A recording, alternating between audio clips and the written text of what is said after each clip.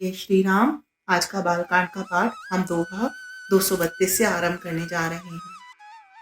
सीता जी चकित होकर चारों ओर देख रही हैं। मन इस बात की चिंता कर रहा है कि राजकुमार कहाँ चले गए। बाल मृग नयनी, मृग के छोनों की सी आंख वाली सीता जी जहां दृष्टि डालती हैं, मानो वहां श्वेत कमलों की कतार बरस जाती है। तब सखियों ने लता की ओट में सुंदर श्याम और गौर कुमारों को दिखलाया। उनके रूप को देखकर नेत्र ललचा उठे। वे ऐसे प्रसन्न हुए मानो उन्होंने अपना खजाना पहचान लिया। श्री रघुनाथ जी की छवि देखकर नेक निश्चल हो गए। पलकों ने भी गिरना छोड़ दिया। अधिक स्नेह के कारण शरीर विह्वल हो गया, मानो शरद ऋतु के चंद्रमा को चकोरी बेसुध हुई देख रही हो। नेत्रों के रास्ते श्री राम जी को हृदय में लाकर चतुर शिरोमणि जानकी जी ने पलकों के किवाड़ लगा दिए, अर्थात नेत्र मूंद कर उनका ध्यान करने लगी। जब सखियों ने सीता जी को प्रेम के वश जाना, तब वे मन में सकुचा गई, कुछ कह नहीं सकती थीं। उसी समय दोनों भाई लता मंडप कुंज में से प्रकट हुए, मानो दो निर्मल चंद्रमा बादलों के पर्दे को हटाकर निकले हों। दोनों भाई, दोनों सुंदर भाई शोभा की सीमा हैं। उनके शरीर की आभा नीले और पीले कमल की सी है। सिर पर सुंदर मोर पंख सुशोभित है। उनके बीच बीच में फूलों की कलियों के गुच्छे लगे हैं।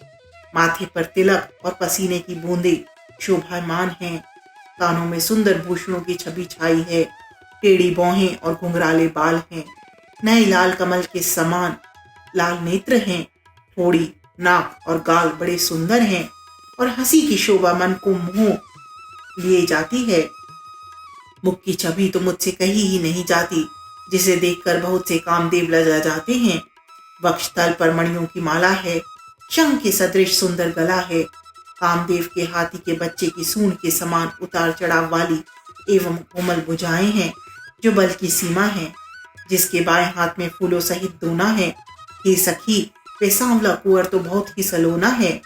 सिंह की सी पतली लचीली कंबर वाले पीतांबर धारण किए हुए, शोभा और शील के भंडार, सूर्य कुल के भूषण श्री रामचंद्र जी को देखकर सखियां अपने आप को भूल गईं। एक चतुर सखी धीरज धरकर हाथ पकड़कर सीता जी से बोली, गिरजा जी का ध्यान फिर कर लेना, इस समय राजकुमार को क्यों नहीं देख लेती। तब सीता जी ने सकुचाकर नेत्र खोले और रघुकुल के दोनों सिंहों को अपने सामने खड़े देखा। नख से शिखा तक श्री राम जी की शोभा को देखकर और फिर पिता का प्रण याद करके उनका मन बहुत शुभ हो गया। जब सखियों ने सीता जी को प्रेम के वश देखा, तब सब भयभीत होकर कहने लगी, बड़ी देर हो गई है, अब चलना चाहिए, कल इसी समय फिर आएंगी। ऐसा कहकर एक सखी मन में हंसी। सखी की यह रहस्य भरी वाणी सुनकर सीता जी सकुचा गई। देर हो गई जानकर उन्हें माता का भय लगा। बहुत धीरज धरकर वे श्री रामचंद्र जी को हृदय में ले आईं और उनका ध्यान करती हुई अपने को पिता के अधीन जानकर लौट चली। मृग, पक्षी और वृक्षों को देखने के बहाने सीता जी बार बार घूम जाती हैं और श्री राम जी की छवि देख देख कर उनका प्रेम कम नहीं बढ़ रहा, अर्थात बहुत ही बढ़ता जाता है। सियावर राम जय जय राम, मेरे प्रभु राम जय जय राम। मंगल भवन अमंगल हारी, द्रवहु सुदशरथ अजर बिहारी। दीन दयाल विरद संभारी, हरहु नाथ मम संकट भारी।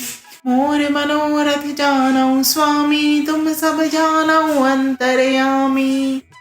राम नमामि नमामि नमामि, सिया राम नमामि नमामि नमामि।